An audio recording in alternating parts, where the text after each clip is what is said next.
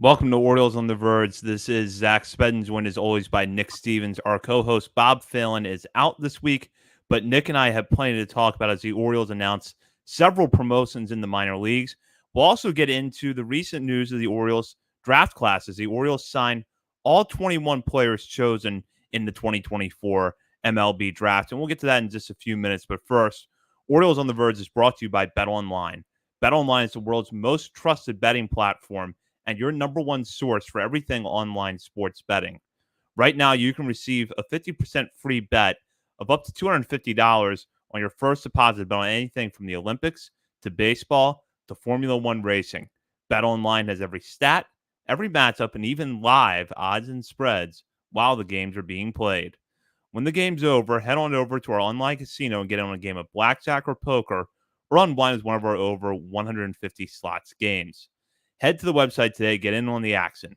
Use promo code BELIEVE, that's BLEAV, for your 50% free bet credit on your first deposit up to $250. Bet online, the game starts here. And as we like to do at the top of every episode, we want to welcome a new member to our Patreon community. And for that, I will turn it over to Nick. Yeah, we have one new patron this week. Love to see it. I just have Greer listed here as the name. So shout out to Greer for joining. They joined at the AA level, which is $5 a month, but they got a nice little discount because they signed up for a full year right off the bat. So shout out to Greer for joining Patreon. And I don't think we've shouted this out or notified of this. We're not the biggest like YouTube portion of the show, but if you are watching live on YouTube now or after the fact, you can also support us by clicking that join button down below. Sign up there. And if you do that and email us, send us a DM on Twitter, Facebook, whatever, and we can try to hook you up with some of those Patreon discounts there if you support us on YouTube as well. Absolutely. And as a reminder, you can join our Patreon community as a paying member for as little as $3 a month. And at the $5 and $10 levels, have access to bonus daily coverage from Bob, Nick, and myself. And with that, we'll get into the big story of tonight and maybe the big story of the minor leagues for this week. And that is that we have had several promotions, and it's been a while coming. You go back to when Matthew Etzel was promoted from Aberdeen to Bowie in early June. Etzel, of course, now a prospect of the Rays, but with the Orioles at that time. We haven't really had much in the way of notable promotions since then. So it's been about 2 months since we've been able to talk about moves up the ladder in the minor leagues, and we have a lot tonight. It really started last week with Nestor Herman, a right-handed pitcher, making the leap from Delmarva to Aberdeen and being replaced there by Yeber Cartea, who after a really good run in the FCL was promoted to the Shorebirds. And then on Monday, the Orioles announced several notable promotions, including infielders Aaron Estrada and Anderson De Los Santos, making the jump from Delmarva to Aberdeen, along with left-handed pitcher Jared Beck. T.T. Bowens, meanwhile, the Bowie Bay Sox first baseman, is getting the call up to AAA Norfolk. And perhaps some of the more notable moves, however, come at the lower levels with the guys that are moving up from short season ball to Delmarva. Simon Leandro, a right-handed pitcher, will be going from the FCL to Delmarva, as will infielder Edwin Amparo. And Killer Morphe, a right-handed pitcher who has really burst onto our radar this year, is going from the DSL all the way up to Delmarva. That's right. He is going to bypass the FCL. And then the Shorebirds also land several undrafted free agents to round out their to round out their pitching staff. So we'll get into that on tonight's episode. But Nick, let's just start here. What are your thoughts on some of these moves? I got a lot of thoughts on some of these guys. I think maybe start with like Nestor Herman. Let's just start by the top. Maybe just run down the order that we've got them in. He missed a chunk of the year due to an injury, and I know he's been pitching really well lately. And a lot of people, I feel like every time we post Nestor Herman highlights, people are like, "Why is this older college kid just dominating in low A?" Because he missed a big chunk of the year due to that injury, and this is his first full year in pro ball. So, but yeah, fantastic numbers. Glad to see him in high A. He also had 2 perfect innings in his first high A stint, so that was fun to see. A 30% K rate, 7% walk rate when he was in Delmarva, a 1.49 ERA, 51% ground ball rate. He throws 97 miles an hour. He is 11th round pick out of Seattle, so that is quite the find for this organization. And he's probably, I, I don't know where you're going to have him ranked in our top 50 update next week, but I would not be shocked if next week when we update our top 50, he's just outside of our top 30, which is pretty awesome considering he is a 11th round draft pick from a small school. And maybe look at the other two guys that went to Aberdeen, like Anderson De Los Santos and Jared Beck. Anderson De Los Santos, I've pounded the table for him for a while just because he's got fantastic batted ball data, right? One of the better end zone whiff rates in the org, hits the ball incredibly hard, but he just hasn't seemed to taken that step forward that I thought he would this year. Kind of assume like, oh, year two in Delmarva with his batted ball data and the information that we know about him, he's going to break out this year. It hasn't come. I mean, even I remember going back to our very first live show and we were talking with a Orioles front office member and they lit up when they were talking about Anderson De Los Santos. And so that kept me interested in De Los Santos, but the numbers just haven't been there yet. So he doesn't turn 21 until this winter, but I'm curious to see like this promotion. Do the Orioles really see something with De Los Santos, or is this a we need to make some room for some of the younger guys? We're going to move you up to high A. This is your last chance to like show us anything. Um, we'll see there. Jared Beck, I didn't realize how well Jared Beck had been pitching just because he's 24 years old. He is a 7-foot lefty, so very unique arm in this system, a unique arm in baseball. But there's a lot of moving parts there. So I've always given him the benefit of the doubt. Like, this is going to be a project pitcher. But the way he started this season in Delmarva, which this is his third year in Delmarva, he gave up 12 runs in his first 5 innings and he had more walks and strikeouts. And I didn't think he was going to last. But if you look since then, since May 1st, he's running a 2.53 ERA, a 186 average against, a 32% strikeout rate. He is still walking nearly 20% of the batters he faces. That is ugly, but he's improved tremendously over the course of the season. So that is good to see and glad to see him get a promotion. But those three guys going up to Aberdeen were certainly intriguing. Yeah, Herman, I've not finalized my top 50 for the midseason update, but I can tell you that Herman is definitely in the running. I love what he showed at Delmarva. And what's been encouraging is that since he came back from the injury he had earlier this year, the stuff has not diminished. He has pinpoint command most nights. You mentioned he can hit 97. Good ground ball pitcher. Yeah, there might be a reliever profile there. I want to see how he looks when he gets more stretched out in outings, and I don't know if we're going to get a chance to see that this year, but everything that he has shown me when he's been on the mound this year, I've been impressed with. I agree with you about De Los Santos. My expectations for him this season were higher than what he's ultimately delivered on. You can see it on his good nights, what makes him a top 35, possibly top 30 prospect in this organization. He hits the ball really hard. He's got a decent arm over at third base, but he just has not put it all together for some reason. And I do think for the Orioles, you don't want to send him back to Delmarva for a third year if you don't have to. You want to clear room for some of the younger guys. So hopefully he's able to use the last month or so of the season to get acclimated to high A, because my suspicion is that the Orioles want to put him right back there next year and see what he can do, and he's going to have to respond quickly. And as for Beck, that did jump out at me. You know, you look at it, the month of April was really, really bad for him. And then he started to turn a corner. And yeah, like you said, I was kind of surprised that he was able to maintain that. And one of the things that I think is in his favor is that he's a lefty who's not a big splits guy. He's been pretty equal against both sides this year. So, as you mentioned, a lot of moving parts with the guy his size.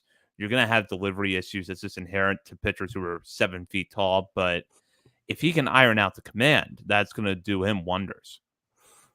Yeah, I agree. I think that's why the Orioles clearly like the stuff. That's why they drafted him. It's not just a gimmick in the system. They drafted him for a reason.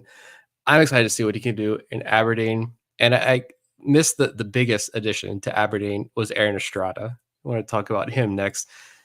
We tagged him before the season started as someone who could probably go in that Freddie Ben Cosme path, where he probably doesn't see a ton of time in Delmarva before he gets promoted. he spent the vast majority of the season. There's only like 4 or 5 weeks. I think there's only 5 weeks left, at least for Delmarva and Aberdeen. 5 more series for those two teams, and their season's done. But I don't know. These are just he's a guy who like, he's hard to strike out. He doesn't have a lot of or this whole mold, this new mold of prospect we're seeing, especially on the international side of things for the Orioles.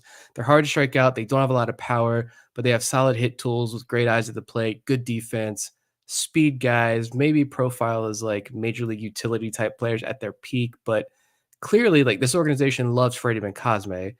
And I don't know if there's a single person out there who's met him that doesn't love the kid, but these are guys that the organization clearly love and have a vision for, despite being kind of unique from the typical type of hitting prospect we see in this organization. Estrada's a little bit different because he's had the power this year and he's got 8 home runs already. He's showing opposite field power. He's still hitting the ball on the ground a lot. It's like 50% ground ball rate, but he is hitting the ball in the air more than he was in the DSL and FCL. That's resulted in more home runs. And as we talked about when Baseball America released that some updated park factor information, he's a switch hitter, but he sees most of his time hitting as a lefty. Hitting in Delmarva for lefties is one of the worst ballparks in all of minor league baseball for lefties, according to Baseball America's park factors. And his home road splits are not that different. He's a better hitter on the road, but he's still a pretty good hitter in Salisbury. He's got 3 of his 8 home runs at home. He's hitting 289. It's been a great season for Estrada, and now he's 19 years old and he's in high A to start the year. And actually, the splits are just unbelievable. I tweeted out this morning, in the first month of the season, he hit 155 and had a 414 OPS. And I thought, all right, this is a kid who hit really well in the FCL and the DSL. He's got the big hit tool, but what else does he have? He's getting crushed in low A this first month of the year. He completely turned it around because since then, he has a 158 WRC plus, an 889 OPS. He's hitting 332. He's got 28 stolen bases and a very respectable 15% strikeout rate, 8% walk rates. I kind of think Aaron Estrada is a dude, to be honest. Completely agree. And I've talked about this on our show before, but I'll bring it up again because I think it's worth repeating.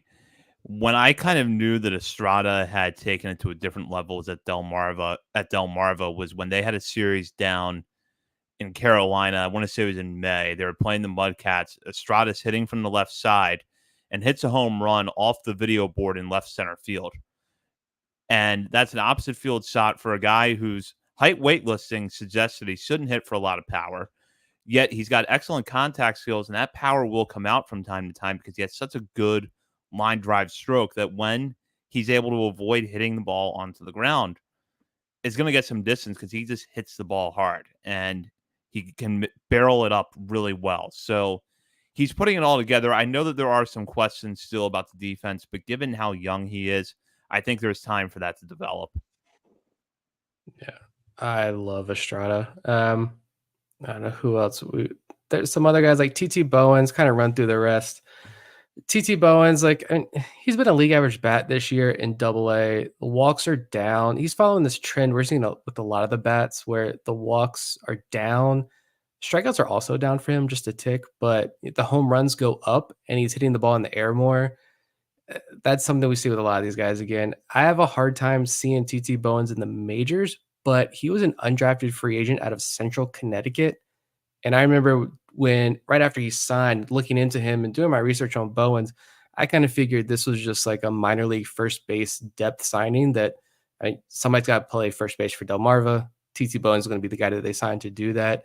He might hit 200. He's going to hit 15 plus home runs a year down there, but that's pretty much his purpose. He is far outseated that. Obviously, he earned this promotion to Norfolk. This wasn't just because like Norfolk's roster's become pretty barren lately and they need somebody to play first base. They've got people to play first base there. He earned this promotion. Good power numbers down there with Bowie. Again, WRC plus just above 100, so just slightly above league average there. He's a good defender. He hits the ball incredibly hard. If he can hit a little bit in Norfolk, I think he's going to be back there next year, and he's a pretty decent depth option. So it was cool to see him. Not the guy from the Bowie movement I think we were all expecting. We were probably expecting to see like Enrique Bradfield added to Bowie's roster. maybe see Judd Fabian and or Dylan Beavers promoted to Norfolk. But TT Bowen's earned this in his own right. So I'm glad to see him continue to excel in the system. Yeah, me too. And although we've never gone back and counted it up the way that we keep threatening to, he has to be the all-time leader in final segment appearances. I have to think going back to 2021 because he's never been in our top 30. I don't think he's ever been in our top 50, but you're crunching the numbers every week. And it's like, oh, TT Bowens hit 3 home runs in the series last week. Let's shout him out here. Yeah, this is absolutely an earned promotion. He's been hitting the ball really well this year, and it's been a good bounce back considering that he lost most of last season to injury. So I wasn't sure how he was going to look coming back from that because he had a little bit of time in the Arizona Fall League, didn't do a whole lot to plate there, but settled in as one of Bowie's steadier hitters. And I agree with you. This is absolutely an earned promotion. For sure. Elsewhere, what do we have? Keeler Morphe. I don't know. I was just shocked. I didn't believe it. I thought it was going to be a mistake. I was like, I don't. I saw the transaction log this morning. It said Keeler Morphe assigned from DSL Orioles to Delmarva. And I was like, I don't want to tweet this out or anything or like mention this because I feel like this is a mistake. Somebody messed up with all the roster commotion that's happening. I know some of the draft picks got officially assigned to FCL. There's a lot of like paperwork movement happening right now. Maybe somebody clicked the wrong name when making the adjustments behind the scenes. But no, this was legit. Steve Molesky tweeted out a couple hours ago. Keeler Morphe makes the jump from the DSL to Delmarva, which I don't recall a DSL prospect skipping the FCL. I don't recall any off the top of my head recently, but Morphe, like this is an 18-year. He's still only 18 years old. He's listed at like 5'8", maybe he might be lower, smaller than that. This is a tiny guy, but he was pumping 100 miles per hour a couple of weeks ago. Shout out to the DSL Orioles who broadcast their games. Morphe got the start. I tuned in and watched that. And they've got velo, they've got exit velo data, they've got pitch location on those broadcasts there. It's a pretty cool broadcast. You don't see a lot of like the actual baseball. It's kind of tough to watch, but I'm just interested in the data.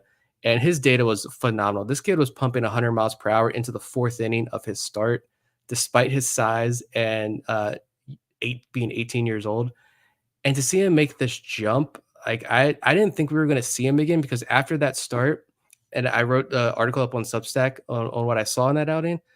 Ever since right after that outing, he didn't pitch for like 2 or 3 weeks. And I was like, he got hurt. He's having Tommy John, or there's some injury there. He's out for the rest of the year. Here we go again. But he's come back and he's had 2 really good outings since then. And now he's going to be pitching to Delmarva. I could not believe this, especially with a pitcher of his age making that extreme jump.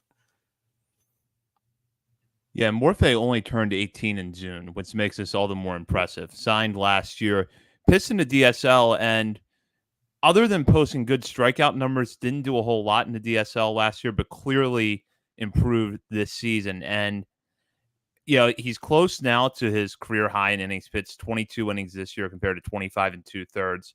So I don't know how much we're going to see him in Delmarva the rest of the way, but what this shows to me is that the Orioles really believe in Morphe. Otherwise, they would be justified shutting him down, letting him tune up for a stint in the FCL next year. But they believe he's ready for this level. They're going to try to get him some exposure there, and hopefully he's on Delmarva's opening day roster next year. And you said it, his size is certainly not impressive, listed at 5'8", 161 pounds, but the stuff plays up really well. And what I've noticed, and I want to know if you agree with this, usually sometimes when you see a pitcher who's that size who throws that hard, the delivery is a little violent. And you look at it and you think, all right, well, this guy is, possibly setting himself up to get hurt. I don't have that sense with Morphe. And maybe as I watch him more, I'm going to start picking things apart more frequently than I am now. But when I have seen his outings and I've watched the DSL feed as you have, I don't come away with that concern. No, I don't think so. I think it's a smooth delivery. I don't know. This kid got, and he didn't get a ton of money either. He's not like a huge signing. I forget how much he signed for, 200,000-300,000 maybe. Might have been even a little lower than that. I just think for the Orioles to make this kind of jump with an 18-year-old pitcher, and like you said, someone who just turned 18 not that long ago, And his numbers last year in the DSL were not good. He walked everybody. This year, though, like it was an extreme turnaround with the strikeouts to walks, and to see him get such a big jump, I think speaks volumes about how this organization views him. Because we'll talk about some undrafted free agents. I don't know if you have any notes on some of these guys we're going to see in Delmarva, but the Orioles signed 10 undrafted free agents, and I believe most of them were pitchers. I don't have the list in front of me. I'm trying to think off the top of my head. I feel like only one. There's the shortstop from Arizona or Arizona State. Um, Other than that, I think they were all pitchers, and I think a lot of those guys are just going to help fill innings with Delmarva. Delmarva had to throw a catcher on the mound for 5 innings on Sunday afternoon because they ran out of pitchers. That's where we're at in the season, and so I think they signed a lot of these UDFAs to help fill those void at the end of the year, and we'll see how many stick around next year. But to see them go ahead and make that jump with the DSL kid is just wow, awesome. I love it. Yeah, and before we get into the undrafted free agents, I want to talk about Yber Cartea for a moment because I know that you gave him a pretty nice shout out over on our Twitter recently. And it's not the exact same story as Morphe because Cartea is older, 21 years old. He's listed at 6'5, 165 pounds. But kind of like Morphe, he's been a guy who has had prior short season experience. And frankly, up until this year, the results had been a little underwhelming. He'd had a really good stint to start out 2023 in the DSL after pitching there in 2022. But then after an early promotion to the FCL, he really struggled there last year. Went back there, repeated the level this year. Excellent strikeout numbers. He gets to move up to Delmarva and makes a strong first impression last week. 3 2/3 innings pitched in a start. Struck out 5, walked 2, gives up just 1 run on 2 hits. You tweeted out some of the velo numbers and some of your thoughts on his pitch mix. What did you see from Cartea in that outing? I really like this arm. And I think he's a little bit older, but I still think he's pretty raw just because he was holding pretty steady. It was Delmarva broadcast, so their broadcast does a pretty decent job of telling you like what the pitch was. Because first of all, we got a behind a center field camera view for a lot of Delmarva games now. So shout out to Delmarva for giving us that. But the broadcast still does a really good job most of the time of telling you like what the pitch was, what the velo was, so you get an idea of what these guys are throwing. And even into his final inning, he worked into the 4th inning there. He was throwing, still holding 94 every time the broadcast read off his 94-mile-an-hour fastball. So he was holding that, which is good to see. Curveball, changeup, slider, according to the broadcast, he was getting whiffs on all those pitches. He hit a couple of guys. I think he hit at least 2 batters. Had the couple walks, like you mentioned. So still wild, but man, he's tall. He's 6'5". I think this is a guy who you can work with. And next year, he probably starts in Delmar's rotation again next year, but I'm pretty jacked to see what the Orioles can do with a full offseason with him now that he's in Delmarva, because I think that first and only start that he's had with Delmarva so far was pretty promising. And before we move on to the draft class, I do want to acknowledge some of the undrafted free agents. And honestly, there's been so many moves today. There's been some players released, which we were still finding out about as we got ready to come on the air tonight. But Nick, I wanted to give you a chance. Is there any of the undrafted free agents that stood out to you? I know that there was one pitcher who's now going to Delmarva. You tweeted out a clip of not too long ago showing a very nasty breaking ball.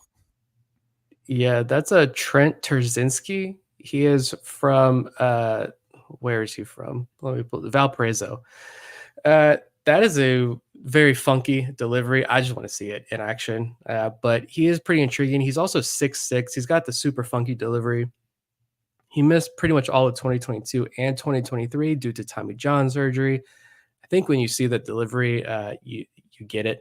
But he throws, I think since he returned from Tommy John, there's some videos out there of him like in the college lab. That velo is up to like upper 90s, and he's got a massive, it's a beautiful 12-6 breaking ball. I'm pumped to watch this guy. Some other guys as well. The other guys that are going to Delmarva, Joe Galassi was the closer at Illinois last year. So teammates with the 9th-round draft pick from in this year's draft class, Jake Crowder. Nice to see 2 Illinois guys, 2 teammates join the fray. He had good strikeout walk numbers, and then pitched really, really well in the draft league this year. And then Kenny Liner was the other guy that's going to Delmarva. This was an interesting story because I found out that he was a catcher at Western Carolina, converted to a pitcher, didn't pitch in 2024 due to academic reasons. There's a video he pitched this summer for the Peninsula Pilots in the Coastal Plain League. And there was a video they put out where he admitted he was like he messed up academically, so he did not get to play in 2024, but went to the Coastal Plain League and dominated. He's a big guy. He throws incredibly hard, long hair as well, so he's got the flow going. That never hurts. I think Trzynski and Liner specifically, those two guys, I'm very intrigued to watch pitch now that they are in Delmarva. Yeah, with Liner, it's an interesting story, and he pitched in the Coastal Plain League this year. He had a very short stint there last year. But otherwise, he was looking at just a third of an inning with Western Carolina in 2021 as his, or 2023, excuse me, as his only pitching experience before going the Coastal Plain League last summer, then going back there again this year. So this is a guy who's really raw, but listed at 6'3", 205. I'm intrigued to see what the Orioles can do with him. So in that sense, I'm glad that we're going to have eyes on him here in Delmarva over the next couple of weeks. Yeah. I'm only sad that I hope we get to see Ben Vespi this year. I thought that was pretty cool. That signing Nick Vespi, his little brother, bringing him into the organization. See what he's got. Pitched at Central Florida this past year. I think he was their Friday night starter. So I thought that was I think he was the last undrafted free agent that I saw sign. So there's a name that if you're interested in following these guys as they start to trickle up to Delmarva and you're looking out for, look out for Ben Vespi. Let's see what he's got, if he's anything like his brother. Absolutely. And with that, now we'll talk about the players that were part of the Orioles draft class. And this year was kind of unique in the sense that the Orioles went 21 for 21, signing all 21 players that they chose in the 2024 draft. And there were some overslot signings. Some of them we expected. We talked about right after the draft how we thought Austin O'Verne out of USC was going to be an overslot sign, and that was the case. But the Orioles, on the day of the deadline, agreed to terms with first rounder Vance Honeycutt on a deal that was worth about $200,000 more than the slot value. 22nd overall pick came as a slot value $3.8 million. Honeycutt gets $4 million in his signing bonus with the Orioles. And the Orioles were also able to snag several high school prospects who were chosen on day 3 of the draft, including outfielder Nate George, who signed for $455,000. He's a guy that we broke down in a recent Mailbag episode, but he comes in to the organization with a lot of loud tools. And Nick, I know that you had a chance to talk about him and some of the other high school picks from that last day, including Andrew Tess and Braylon Whitaker. And at the time, it didn't seem like the Orioles were going to sign all three, but they ultimately did. So now that they're officially in the system, what are your thoughts on these players? I thought it was pretty phenomenal. First of all, that we saw all 21 picks signed. Not shocked that Vance Honeycutt was overslot. Just I don't know how much leverage he truly had, like as far as like NIL goes, but he could have returned to UNC. Maybe could have improved the draft stock a little bit more if he had another good year like he did this year at UNC. But I feel like he was a sleeper like 1-1. I mean, this is a guy who was before the college season started. A lot of people had going very early in round one, so not shocked to see him go over slot. You mentioned O'Verne, yeah, sophomore coming off a down year at USC. Figured he was going to be over slot. I was a little surprised that Griffo Farrell got what he got. I thought he would be a bigger underslot deal. And really, there's only one guy, Jake Crowder, the ninth rounder from Illinois, that got what did he get? He got 27K from a 189 slot value there. But even the 10th rounder, Christian Rodriguez, who was a senior from Cal State Fullerton, even he got only 30,000 below the slot value. He got 147K. So that was all pretty surprising. And despite that, they were still able to land 4 high schoolers, which is really awesome. I think a lot of people are pretty excited about DJ Layton, the 6th rounder out of Georgia. He seems pretty fun, but Tess seems like a catcher with some pop. I think there were some positive reports coming on him out of the draft. I'm stoked to watch Nate George, the Minnesota high school outfielder. I think this kid has got. I think this kid's got a lot of impressive tools. That 16th rounder, signing for 455K. He wanted to go pro. I don't For whatever reason, I don't know. Maybe just because there's more information about him, to be honest. But George just seems like a guy who, if things start to click for him, he could be an extremely fun draft pick. I still think, even now that we're a couple of weeks away removed from the draft and looking at this thing, outside of the obvious and Vance Honeycutt, who was a first rounder, I still say Nate George is my favorite draft pick just because of the possibilities and his ceiling. Braylon Whitaker, the other high schooler, the 19th rounder out of North Carolina, I got to be convinced about him. There's really no information out there. I don't think the Orioles have really come out and said anything about Whitaker either. I thought he was kind of the fallback option. If we can't get Tess and George, then we've got Whitaker. We've got another high school outfielder, a left-handed hitting outfielder that we can sign. He signed for the max, 150K, the max before they have to dip into the signing bonus pool there. I still need to be convinced about him, but they brought in 21 guys plus 10 undrafted free agents, so 31 new players in the system. And it's not full of like sexy names, uh, but at the same time, I think this is going to be a pretty intriguing class. And I'm excited to see these guys over the next. I imagine we see Honeycutt, O'Farrell, maybe Overn in the next couple of weeks. They're going to close out the year in Delmarva, get those final maybe 2 weeks of the year in Delmarva, and then maybe we see them. I think Aberdeen ends at the same time, so we may not see them trickle up to Aberdeen, but we should get at least 2 weeks of these guys down in Delmarva.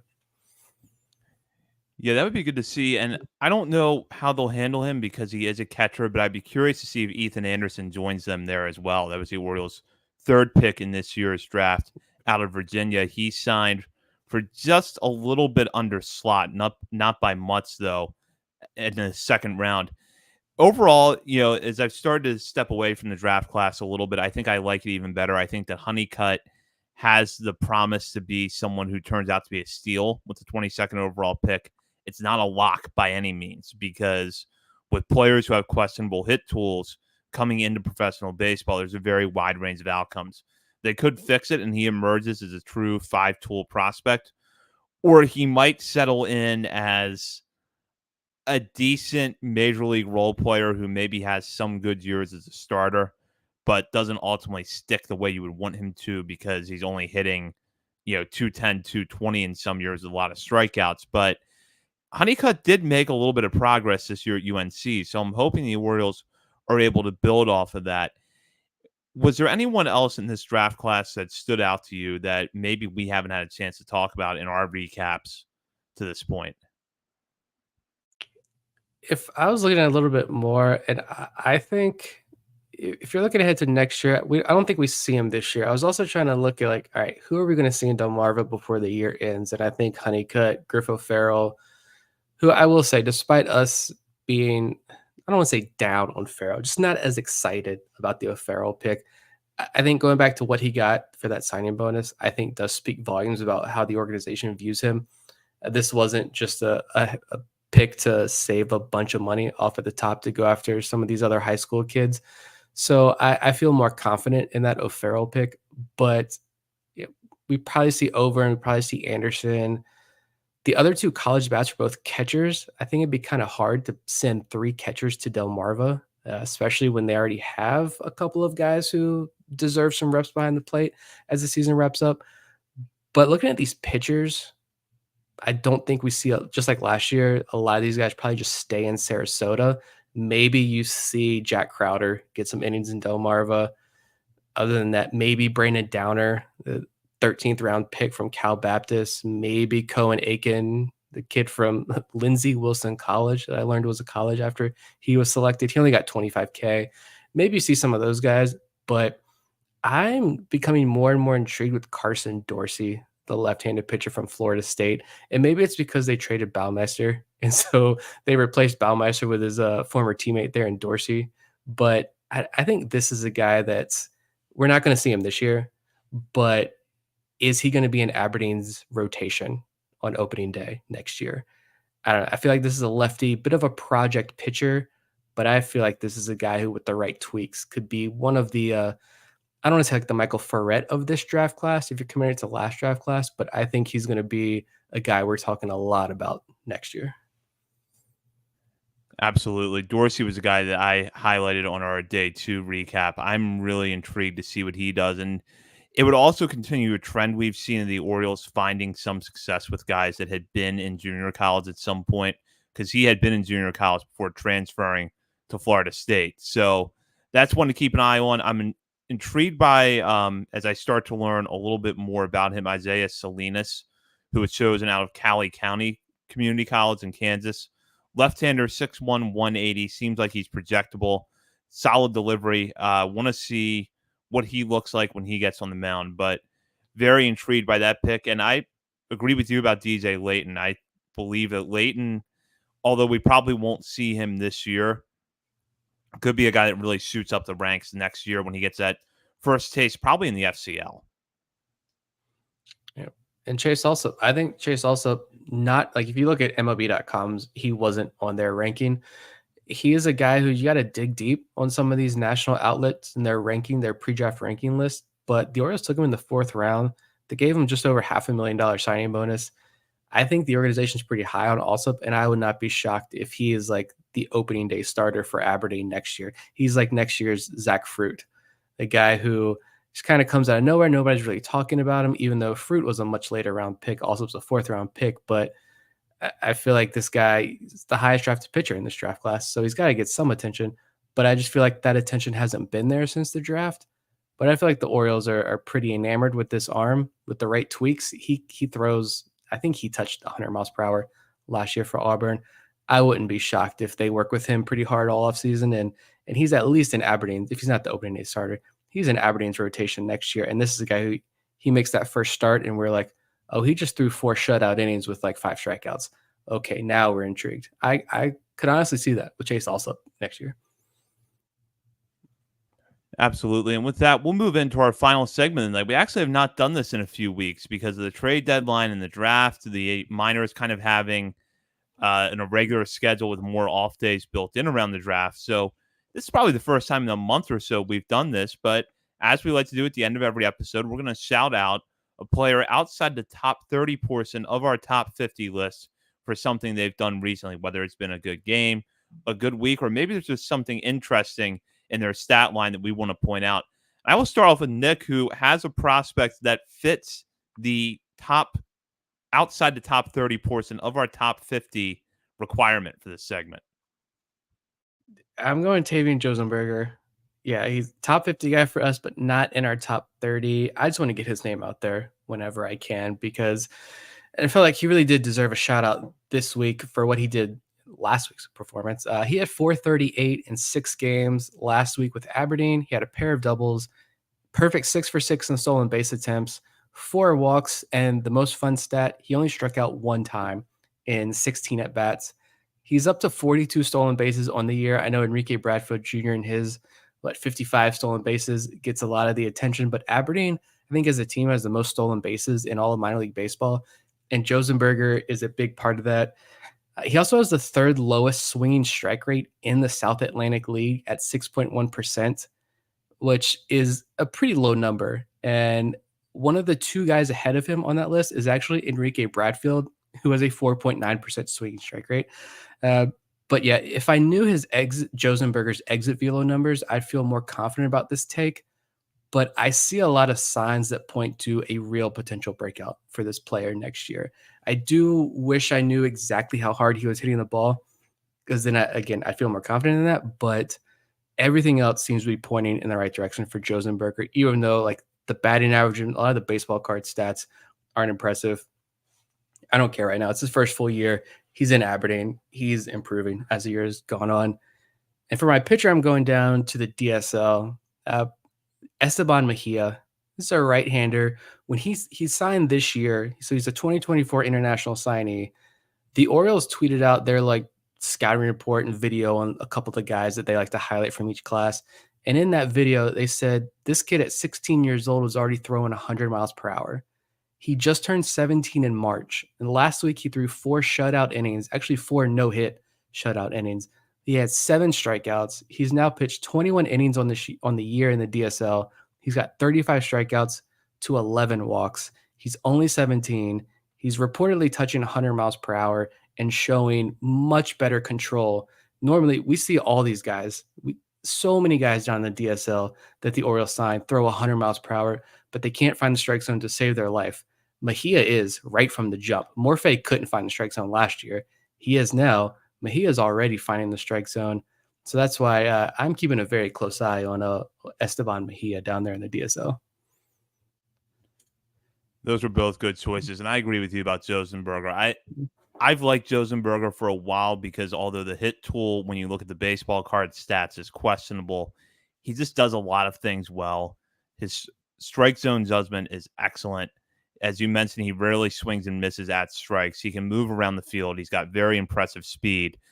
But yeah, I agree with you. If I knew a little bit more about the exit velo, I would definitely pinpoint him as a guy who could be a breakout candidate at AA next year. And I'll move on now to my players for this week. And my hitter, although much younger, I think fits a little bit of Josenberger's story. And that's Simone Newell. Newell, a young infielder, 17 years old, signed out of Jamaica as part of the Orioles 2024 international free agent class. Had a good game on Saturday against Red Sox Red as he went 3 for 4 at the plate with a home run that was followed by a grade 80 bat flip. If you have not seen that yet, either go pull up the game on YouTube or head over to our Twitter. We have the clip posted right there. And Newell, if you looked only at the batting average, you'd see a guy that's hitting 246 this year.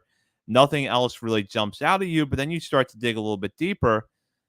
This guy must walk every single game. 19.5% walk rate, 405 on base percentage in 38 games this season to go along with a 125 WRC plus, despite not hitting for a ton of power, getting on base a lot.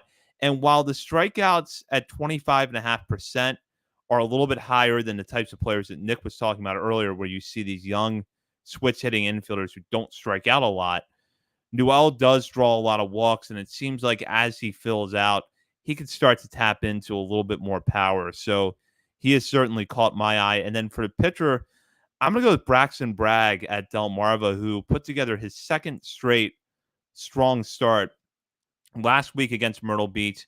He went 5 innings in a no decision, giving up just one hit, striking out 7, walking a batter. And across his last 2 outings, he now has 10 scoreless innings with 12 strikeouts to 1 walk. Bragg is one of those pitchers at Delmarva that honestly I thought we were going to see promoted to Aberdeen, if not today, then sometime soon, because he's a college pitcher who has been at Delmarva all season, has really good strikeout numbers, 87 strikeouts, 69 2/3 innings pitched against just 19 walks. So if Bragg doesn't get to Aberdeen soon, well, we're running out of season, but I have to think that Bragg would be on the short list of pitchers that if you're going to promote someone from Delmarva to Aberdeen before the year ends, he would be on there because he's 23. He's put together really good numbers at Delmarva this year, and I would love to see what he could do against more advanced competition. Yeah, and he's definitely ahead of like Blake Money and Riley Cooper among the college arms down there in Delmarva. Back-to-back starts with 5 shutout innings.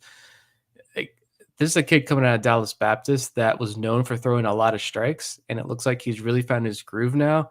I don't know what the velo is at this moment. I think it was like 92, 93 in college. If he's can get that velo up to like 95 plus, I think he becomes like a 2025 breakout arm. Just be careful when if you want to do some extra research on Braxton Bragg, you got to dig through all the Civil War stuff. As a history major, that was a lot of fun. I spent probably an hour the other day learning more about Braxton Bragg, the historical figure, but Braxton Bragg, the pitcher, can hopefully contribute much more to this country than the other Braxton Bragg did. But yeah, I love seeing him find his groove down there in Delmarva and hope he does get to end the year in Aberdeen. And with that, that does it for this episode. We will be back later this week to take questions from our listeners as part of our latest Major League Mailbag segment. In the meantime, you can catch us on our many social media channels, including Facebook, Instagram, Threads, X, TikTok, and YouTube. We're also over at Substack, OriolesOnTheVerge.substack.com. Nick has had a couple of articles up recently noting prospects like Yubur Cartea and more. So you'll want to check that out. And while you're browsing around the internet, be sure to sign up for our Patreon community. For Bob Phil and Nick Stevens, this is Zach Spedden. You've been listening to Orioles on the Verge, presented by Bet Online and part of the Believe Podcast Network. And as a quick reminder to anybody watching live, feel free to drop questions for the mailbag into the comments on Facebook or YouTube. We might be able to get to them on air if someone has not asked a similar question already. We've got a pretty full slate for tonight. We're always open to take more questions. Welcome to Orioles on the Verge. This is Zach Spedden, joined as always by Nick Stevens. Our co-host Bob Phelan is out this week, but Nick and I will have plenty to discuss tonight as we take questions from our listeners as part of our latest mailbag segment. And we will take those questions in just a moment. But first, Orioles on the Verge is brought to you by BetOnline. BetOnline is the world's most trusted betting platform and your number one source for everything online sports betting. Right now, you can receive a 50% free bet of up to $250 on your first deposit to bet on anything from the Olympics to baseball to Formula One racing. BetOnline has every stat, every matchup, and even live odds and spreads while the games are being played. When the game's over, head on over to our online casino and get on a game of blackjack or poker, or unwind with our over 150 slots games. Head to the website today to get in on the action. Use promo code BELIEVE, that's BLEAV, for your 50% free bet credit on your first deposit up to $250. Bet online, the game starts here. And we've got a broad range of questions to take tonight, covering the major league team, getting into the minors a little bit, recapping the trade deadline, at least what we've seen from the players so far, and talking a little bit about Kobe Mayo, fresh off his opening debut weekend with Cleveland, although by the time you're listening to this, he's probably already played another game or two. And I'll have Nick read off the first question, which is actually about Corbin Burnes and a part of his game that one of our listeners is a little concerned about. This question comes from Vincent Michael Hilliard, and he asked, after watching Burnes this season, and especially Sunday against the Guardians, when the Guardians ran all over him, it stirred up a question of, can someone be considered an ace when he can't hold runners? Also, how can they fix this before October? Thoughts on that question?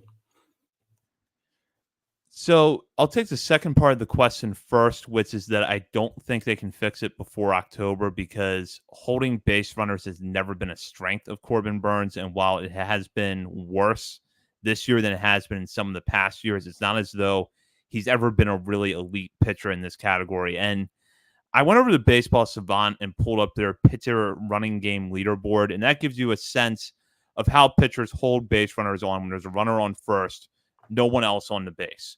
And Burnes, by most measures, is one of the worst pitchers in the game this year in that category, but he's never ranked particularly high in that area.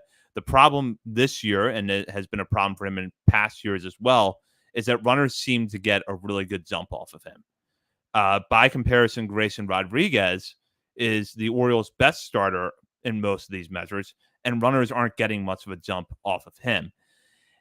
If you were going to try to fix it, I don't know what you would do other than maybe having him throw over more, but that has never been part of his game. And in fact, Burnes kind of said as much earlier this year. I think a pitcher can still be an ace and not be able to hold runners on very well. I mean, John Lester had a really, really good major league career, and he was notoriously bad at that. Despite being left-handed, which is an advantage that Burnes does not have in this case. But it is an issue, and in the wrong situation in the playoffs, it is going to get exploited. But when you're Corbin Burnes and you do such a good job of keeping runners off base in the first place, I don't know how much of a concern it is to try to fix it. Yeah, it's definitely fair to acknowledge and say it is a problem. He's walking less than 6% of the batters he faces. They're hitting 219 against him. He's also got a career high ground ball rate of nearly 50%. And the team is 17-7 with him on the mound. I believe that number is accurate. And in three of those losses, his offense gave him 0 runs in run support. So those were like 3-0, 2-0 losses against bad teams. Like those are games you have to win. If you just have a semi-decent night offensively, you win those games. But yeah, like other teams have stolen 31 bases against him. And I believe I looked on MLB.com and 31 stolen bases against Burnes. Number 2 on that list is Mackenzie Gore. He has 18 against him. Which you talk about a lefty who has trouble holding runners. There's another one, the modern day John Lester, I guess. I'm not a pitching coach, can't tell him how to fix it, but I'm going to assume that maybe the rule changes also that were designed to promote stolen bases is somewhat of a factor there. Like Zach said, this has always been an quote unquote issue for Burns, but I think maybe some of the rules maybe exacerbated that a little bit. I do agree. Like it's this season, it's just been like focus on the next batter, right? Don't worry about the runner. Focus on the next guy. Get him out, which he's done a very good job at. I do agree that I can see why if you look at this and then you go to the playoffs where every base hit, every stolen base that is amplified in a playoff series. I do get why that could be concerning, but he's still an ace. He's still one of the best pitchers in the game.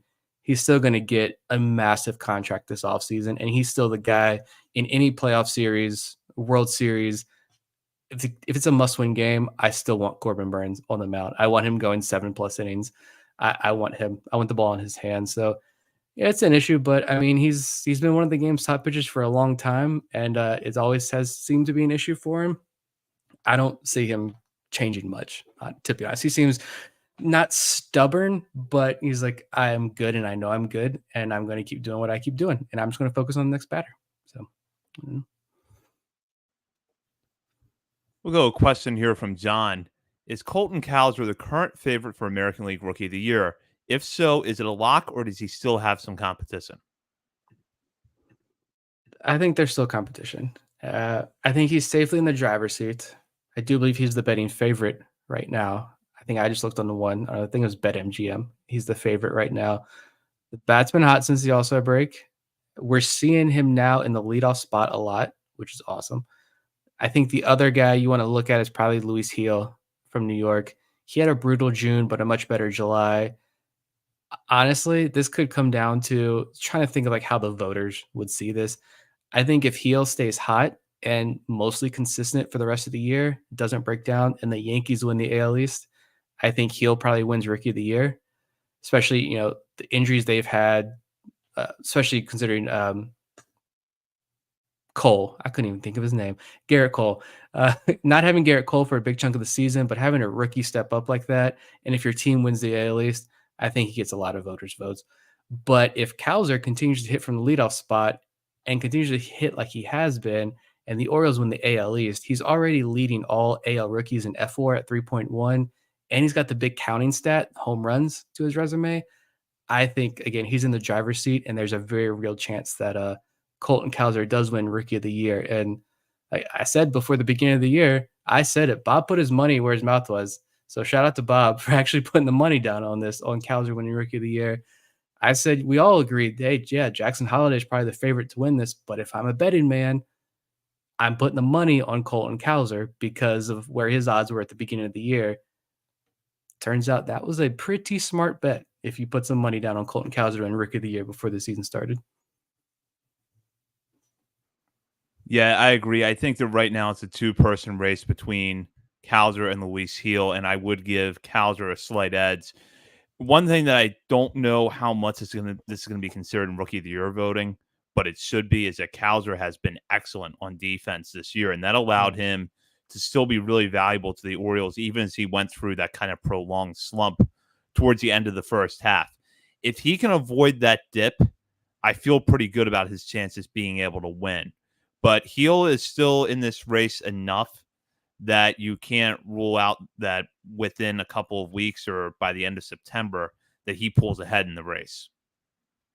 Yeah, the defense is a good point, and even if Cowser doesn't win Rookie of the Year, like he deserves it, and that's going to suck. But I don't even care. Like he's showing that defender that he can be is a super big win in my book. We'll go ahead to Ben's question here. Ben wants to know, can you rank the 9 players acquired at the deadline? I think only 8 are still in the organization now. But by overall impact to the Orioles over the course of their time in the organization. So not just this year, but considering control as well over their entire course of time in the organization. How do you rank these guys? So I guess Pache is last because he's not in the Yeah. organization anymore. Yeah. So okay, that's a safe Mhm. one.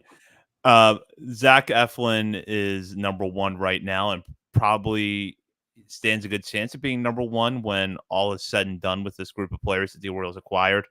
2 starts in, he's delivered as advertised. I would feel very comfortable running him out there in a playoff game right now. And up until he was here, there were only 2 pitchers that I would have said about in the Orioles pitching staff. So I like what he has done. Sir Anthony Dominguez looks pretty good to me right now, and I think that he's got a player option for next year. The Orioles picked that up. He could be a really good setup man to Felix Bautista next year, and Gregory Soto could be right there with him. Eloy Jimenez, maybe it's just because he had a good weekend in Cleveland, but I'm starting to become convinced that that's going to end up being a steal for the rest of the way. And I don't know that I see him as an Oriole beyond this year, but if he rakes against lefties down the stretch and is a really good platoon bat for you and someone that you can start against lefties late in the season, you can bring him off the bench in a tight spot in the playoffs. That's going to do wonders for this team. And what I've seen so far in the very short returns, I like. I think that the Orioles are going to get something out of him. Trevor Rogers is the one that I just don't know yet what to make of. That start against Cleveland last week was really, really bad. I couldn't find anything in that outing that I came away thinking, all right, well, at least you could work with that. But as I said when that move was made, I think that that's more for 2025 than it is for 2024. Whatever you get from him down the stretch, you can be happy with. And then Austin Slater, the way the Orioles used him in the series against Cleveland is, I think, how we're going to see him used. Starts against lefties. When the lefty comes out of the game, he's pulled, and Cedric Mullins or Colton Cowles or whoever is on the bench comes in for him. If he gives you just enough in that role the rest of the way, I think you feel okay with that. I'm almost the same. Eflin one, that's pretty obvious. Dominguez could close games out. I mean, maybe I'm just super excited the way he's been pitching since he joined the organization. And Craig Kimbrell obviously scares all of us. But I mean, we talked about like, could the Orioles just run with the hot hand in that ninth inning role? Dominguez could be a guy they go to close out games. I do have Eloy 3 as well. I talked about this in the trade reaction show. If he stays healthy, he could potentially add a fun layer to this lineup. And it's pretty clear after Sunday's game that he is having fun again. Daniel Allentuck at the Banner wrote about this. You saw the Orioles post a video, the Hi Mom clip. Like if Eloy is having fun again, which it's sad. It makes me kind of sad, honestly, because think about these other guys in Chicago who are just like dreading going to work every day. When you're playing baseball for a living, you should be having fun, and they have to go to work every day put on that White Sox uniform. If Eloy's having fun again, I think he could add a really fun dimension to this lineup, even if it's just this year. I put Austin Slater at 4 just because the organization clearly has a lot of confidence in that bat to lead him off against a lefty. And then to watch what he did against that lefty the other day was pretty fun and unexpected. I think I put him above Rogers just because Slater could potentially have a major impact on a World Series run this year. It could be small. I'm not saying it's going to be huge, but it could be a nice little addition. That again was for what cash considerations. Eloy, like you talked about, was for a guy that they were probably going to lose in the minor league phase of the Rule 5 draft, or lose in the Rule 5 draft that they acquired in the minor league phase of the Rule 5 draft. So yeah, it's fun additions there. I went Rogers 5. I give him a pass for the first outing. He was thrown into the fire there. Like, I'm not saying like send him to the lab this offseason and he be like a number 3 behind, could he battle Eflin for that number 3 spot? No, I'm just be a really good 4 or 5 for this team next year. Be a reliable arm every 5 days, the back of the rotation, and that's a win. I put Soto 6, just be good middle relief arm. Don't walk everybody. And then Patrick Riley, I put him down there at 7 just because he's a prospect. He's just made his AA debut. And then, yeah, Pache is gone, so he doesn't count. Best of luck in Miami, Pache. Go to the next question here. Talk about a big time prospect. Wait, no, it's your turn. Never mind. I can't read. All right, I'll jump in here. If Kobe Mayo struggles, do you think he'll get option for a reset and to preserve his rookie status? And this question comes from the bird is the word. Yeah, like everyone, that could be the case for everybody. It's only been 3 games though, so I'm not making any conclusions. I wouldn't say he's struggling. None of that. I love that first game. I love the first at bat. It was like, that's the Kobe Mayo that we talked about. He's laying off those pitches out of the zone. He's laying off the sliders away. He's going to force you to pitch something across the middle of the plate or somewhere in his zone where he is going to send it over the left field fence. He didn't do that in the next 2 games, but it's 3 games. Like for me, the biggest thing is just sit back and watch over these next 2 weeks. Maybe next week, if he's still, obviously if he's still hitless next week, that's a different story. Or we see something major over the course of the next couple of games, then we can talk about this more next week, maybe. But for right now, I'm just thoroughly enjoying, and it is mind blowing that we are watching a Baltimore Orioles game here in August now in a very tight race against the New York Yankees for the AL East title. And we saw an infield of Jackson Holliday at second base, who homered in the same inning as Gunnar Henderson. If that doesn't make you cry, I don't know what will. It made me cry. Tears of pure joy. But Jackson Holliday at second, Gunnar at short, Kobe Mayo at third, Adley behind the plate, Colton Cowser, the likely Rookie of the Year winner, out in left field.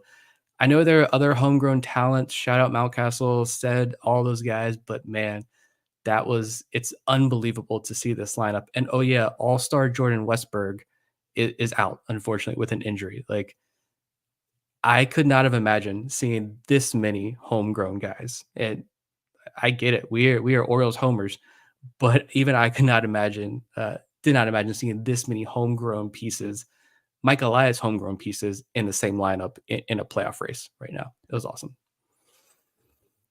When I saw this question earlier, it's kind of built off when you were mentioning Westberg. That made me question if Mayo gets a little bit of a longer runway, because you know that Westberg and Jorge Mateo are going to miss a lot of time with their respective injuries. Now, we know that the Orioles like to maneuver a lot, and there could be an infielder that pops up on the waiver wire in a couple of weeks that they decide would be a good short-term replacement for Mayo if he does continue to struggle. But I agree with you. For now, I'm just enjoying the fact that he's in the major leagues. Maybe the results over those first 3 games were not what you would have liked to have seen, but I thought he had some really good at-bats in there. And I feel like there's a chance that he could end up putting up really good numbers. But as we've now seen with Colton Cowser and Grayson Rodriguez and probably Jackson Holliday, that reset a lot of times is going to lead to something good. Wash, rinse, repeat. You come up, they struggle, and they go back to Norfolk, and they find success eventually. Even that defensive blunder out there, we see every single time these kids get called up. Norby, Holiday, every single time we see these kids get called up, that play happens. It happens with insert whatever prospect at second base and Santander in right field. It happens. Like I think that was a big nothing burger as well. Kid's first game, it happens. Yeah, Mayo, I'm pretty pumped to watch this series this week. Next question here from Yoni, another patron, says, going in a much different prospect direction here. How would you rank the last 3 position player classes for the international department? So just looking at the hitters, 2022, 2023, 2024. How are you ranking these guys? It's easy to say this because they have the largest sample size and some of them are, now in a high A.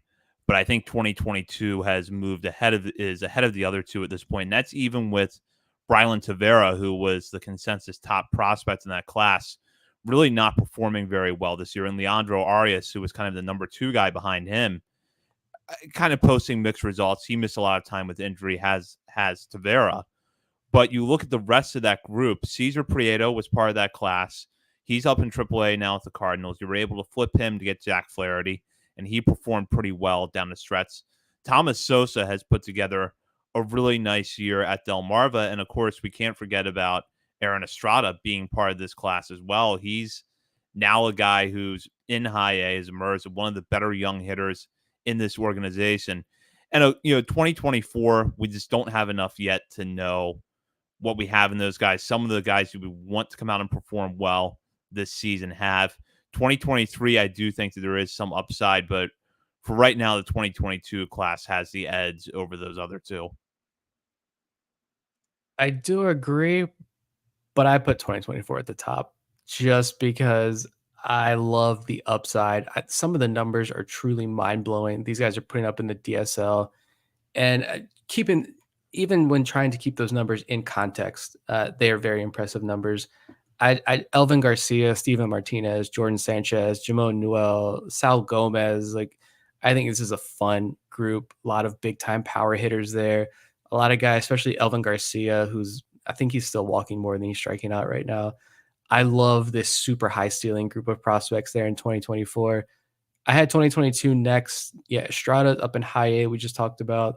Sosa still very raw, battling some injuries, but his ceiling is impressive. Tavares battled injuries, but he's been playing well over the last month or so. Ellis Cuevas, he had a monster year in the FCL. Uh, Apparently, learned a couple days ago from someone, a source who is familiar with Cuevas and many of the FCL guys. Cuevas, the organization is apparently looking at him as a full time center fielder in the future. So he was signed as a shortstop, but it looks like I think played a lot of outfield this year in the FCL, some right field, some center, but looks like they're pretty set on him becoming a really intriguing center field prospect in the organization. I like the depth of that class as well. 2023 is just, I think they're far behind. Luis Almeida, multiple injuries, tough first 2 seasons, but he did end the year on a high note. He ended the year on another injury, but the bat was much better as the year progressed. Joshua Lorenzo could be the top international prospect among this group in 3 years. Uh, there's a lot of catchers in that class. I think 2022 and 2024 rank much higher, but still some intriguing pieces in that 2023 class. We'll go back to the bird as a word for our next question. Who's been your favorite player to follow through the minors all time? Now, you and I have both covered other organizations at various points. You covered the Padres at one point in time. I used to cover the Nationals. So I'll add another layer onto this. Do you have an Orioles prospect and a non-Orioles prospect? Yes, I do have a non-Orioles one. It's actually not a Padres prospect, even though I got to write about Fernando Tatis Jr. Was when he was a prospect, but it's not Tatis. Mine, when I was thinking about this question, I have a lot of personal connections, so I went there. Talent-wise, yeah, it was interesting to see the back and forth on discussions. We'll say they weren't really discussions on Padres Twitter. There's not a lot of discussions over there. It's a lot of, you think Orioles Twitter is bad. The dark days of Padres Twitter makes the roughest part of Orioles Twitter looks like sweet puppies. But my personal connections is non-Orioles guy would probably be BJ Upton, to be honest. He was from my area. Shout out to the Hampton Roads area. One of my best friends growing up actually played against Upton. They played in the same conference in high school. So I got to watch a lot of BJ Upton in high school. And then it was like, oh, he just got drafted in the first round. And like high school me thought that was the coolest thing ever, that I'm over here watching this kid play high school ball against my best friend. And now he's like one of the top draft picks in Major League Baseball. So I loved following Upton, both the Upton brothers, because they were local kids. But now, as far as Orioles prospect goes, this is definitely a more recent one. And again, the personal connection, it was Brendan Hanifee. Like, I watched his older brother play in high school. His older brother played at JMU for a couple of years. Um, I watched Brendan play since he was like 14. He was playing in a summer league that's here in town. So he was playing in a league against grown men and playing like starting shortstop for one of the best teams in the summer league. That was a lot of fun. Watched him dominate on the baseball field and the football field. I think his brother was quarterback. He was a wide receiver. He towered over the rest of the field and was a fun wide receiver, even a better pitcher, obviously. And when the Orioles drafted him back in 2016, he was what, a fourth round pick? Like, that was massive news around here. I drove 4.5 hours to Delmarva to watch him in his first outing there. That was also my first game as a credentialed media member. So a double fun game there for me, fun memory. Yeah, it's been rough for him with the Tigers.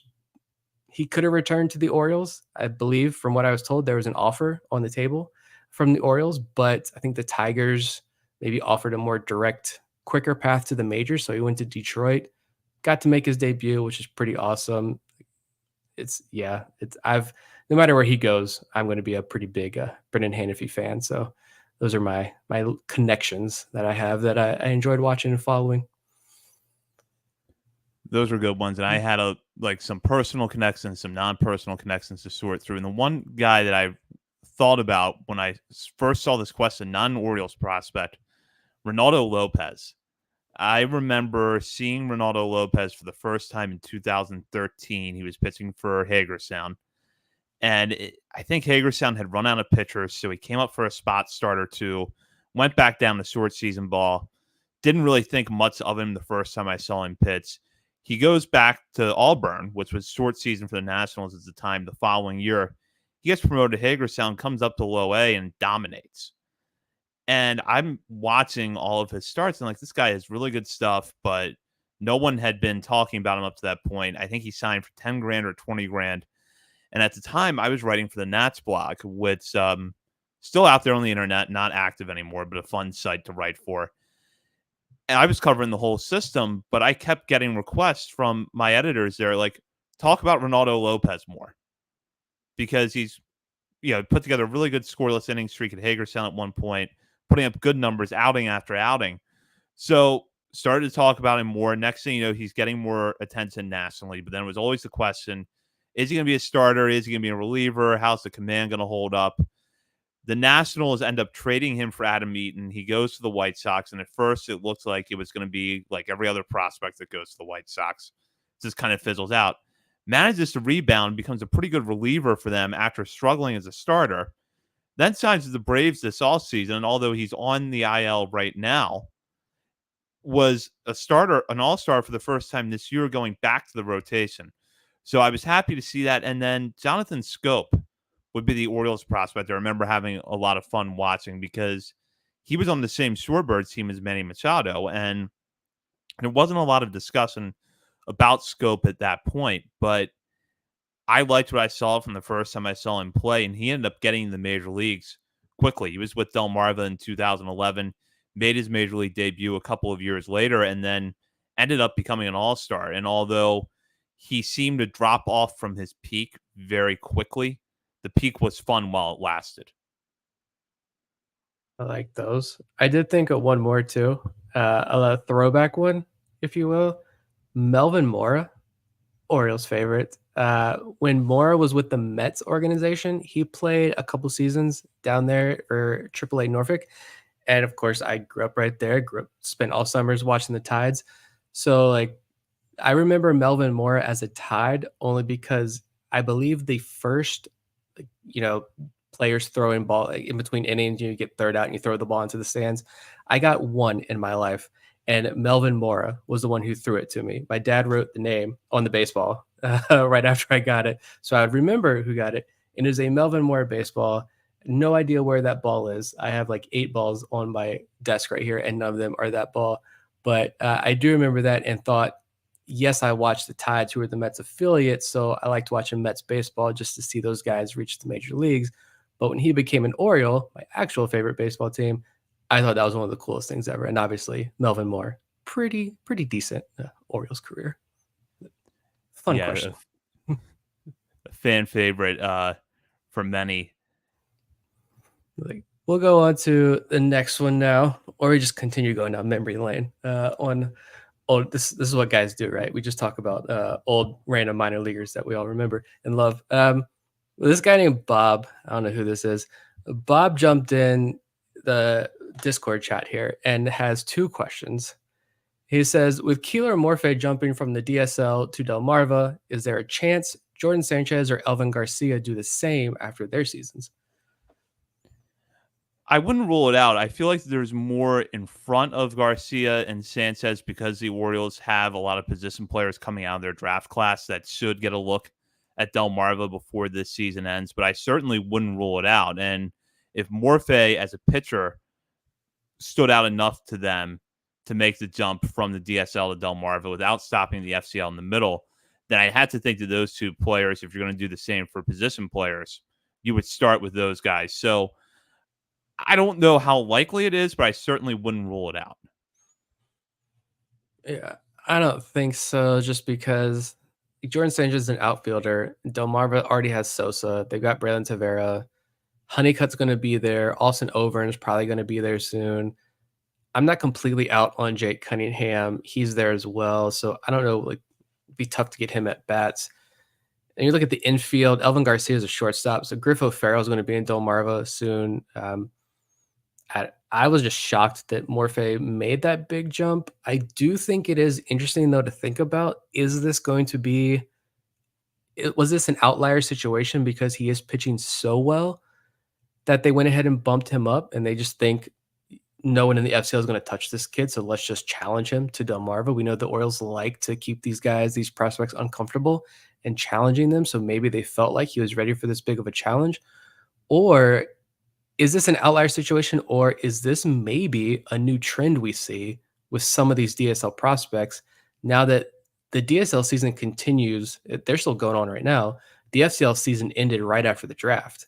So there is no FCL season. It's this, tricky league type setting down in Sarasota for the rest of the summer.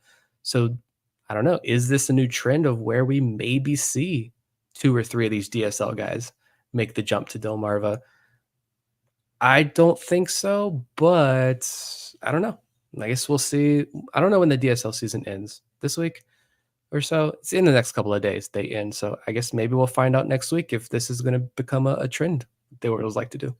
I'm glad you brought that up because I've had a similar question in my mind, although I've looked at it more the other way, which is how it affects players going to Delmarva. Because in the past, Griff O'Farrell probably would have already had a couple of weeks in the FCL. He signed right away out of the draft. Ethan Anderson probably would have had time down there as well. And Vance Honeycutt and Austin O'Vern would be making their FCL debuts this week. So now you don't have the FCL. What is going to be the timetable for getting players to Delmarva? I don't expect that they're going to stop sending players to Delmarva, especially position players out of college. But what is the timetable going to be? In the future, could someone like O'Farrell, who signed right after the draft, get a little bit of time in the FCL, where is the plan always going to be hold them out of game action until everyone has signed, and then you make these moves in bulk. Once you have the draft class in your organization, you brought them down to Sarasota to do what you want to do with them right after they've signed and put them all in Delmarva at once. And I mean, the Orioles don't have an issue with if you need to spend 2 years in Delmarva, then spend 2 years in Delmarva. That's okay. I think, I don't know. Now that I think about it more and more, I almost do wonder if we see, especially over the next year or two, we start to see this trend where maybe even some of these college guys, they maybe get a week in Delmarva and then they're in Aberdeen. Like they're gone. Like how much of a challenge is Vance Honeycutt going to get in Delmarva? We see these college guys, these college bats just put up those video game numbers in Delmarva every year. And I get it's just an opportunity to get your feet wet in pro ball, but like maybe the Orioles are seeing like, hey, with these early picks, these early college guys that we're taking, what maybe after these last couple of years now, maybe they're not getting a ton in Delmarva, and we see them be more aggressive with some of these guys. I don't know. I think it's interesting. Some definitely going to be something to check in on over the next, especially the next year or so. We'll go to this question also from someone named Bob, who's apparently in the Outer Banks. I don't know if he's our Bob or if he's a character in a Nicholas Sparks novel. Hopefully not oozing in the same sentimentality, but we'll see. Since I'm in the Outer Banks with Hurricane Debbie, which Orioles prospect is going to tear through the competition over the last few weeks of the season? And he plugged Basayo in the Discord mailbag, but do you have anyone else in mind, or do you think it's Basayo? Basayo is a really good choice. Although Basayo, he apparently has to maintain an OPS over 800 to be a good prospect, according to Twitter mentions. I think that's a good pick. I'm going to go with Tavian Josenberger for the reasons I outlined at the end of the last episode. I really do think that this kid might be finally figuring it out, and I think he's just primed for a big breakout. And so I wouldn't be shocked at all if over these last 4 or 5 weeks of the season, he just tears through high A Aberdeen. I wouldn't be shocked at all. That, or maybe even Bradfield. Get this man up to Bowie already, and let's see what he can do in Double A. And if he gets promoted to Double A and can start hitting well from the jump up there, that's going to be huge for his stock going into 2025. Yeah, I agree. Bradfield, I think, has had the season you could have reasonably expected him to have had at Aberdeen, and I don't know why he hasn't been promoted yet, other than the fact that maybe even after the trade deadline and the roster shuffle that came with it, the Orioles still have enough of a logjam in the outfield that they don't have room for everyone just yet at the higher levels. But I have confidence that he's going to take off when he gets a buoy. And I'll go with Nestor Herman as another name that I want to throw out there. He has just pitched so well over the last few months. And, you know, I don't know how much we'll see of him down the stretch, but I'm confident that in short outings is what the Orioles seem like they're going to do for him the rest of the way. He's going to overmatch high A hitters. He looked really good in his first outing. He has pitched so well over the last couple of months that I could see him over. Yeah, what do you think he has? Maybe 5 to 10 outings left this year, doing really well over that stretch and being someone that we have fairly high on our list going into next year, and that maybe national outlets start to note a little bit more as a breakout candidate. I like those picks. We could do, what was this one here? That question from Simpkin. I don't know if we want to look at that one. Yeah. Who was released today? There were a lot of cuts. We're talking about draft picks and stuff that, unfortunately, a lot of cuts. I don't have the full list. I'm trying to scroll through this real quick. But Eris Rodriguez, right-handed pitcher from the FCL Orioles, and outfielder Yerber Ruiz were released. And then it looks like from Delmarva's roster, there were a couple of cuts. This is great live podcasting that we're doing as I'm just scrolling and just rambling. Let's see. Isaac Solano, right-handed pitcher. He was released from Delmarva. Bob's guy, Gio Henny Casamiri, he was unfortunately released. Brian Hernandez, catcher from Delmarva, he was released. And I believe that's all I see. Harry Frias, right-handed pitcher. Harry Frias was also released. I don't know if there's anybody else that I missed, but it's the unfortunate period where a lot of guys are going to get cut. They need to make room for some of these younger guys and these new draft picks, but best of luck to all those guys. Yeah, absolutely. It's just a tough part of the game. And I believe that is it for questions tonight. We will be back on the air next week with our midseason top 50 prospects update. All three of us will be on for that. We're looking forward to bringing that to you live. And usually patrons have early access to monthly top 50 lists. But for this month, we might throw something else your way to make up for that. And then, of course, between August and February, we will have monthly top 50 updates exclusively for patrons, and you can sign up for our Patreon community for as little as $3 a month as a paying member, and at the $5 and $10 levels have access to bonus daily coverage from Bob, Nick, and myself. Look for the new top 50 update to be released next Monday. We'll be live and we'll put that out on the main podcast feed. In the meantime, you can follow us on our many social media channels, including Facebook, Instagram, Threads, X, TikTok, and YouTube. We're also over at Substack, OriolesOnTheVerge.substack.com. For Bob Phelan and Nick Stevens, this is Zach Spedden. You've been listening to Orioles on the Verge, presented by BetOnline and part of the Believe Podcast Network. And Kobe Mayo's growth plates.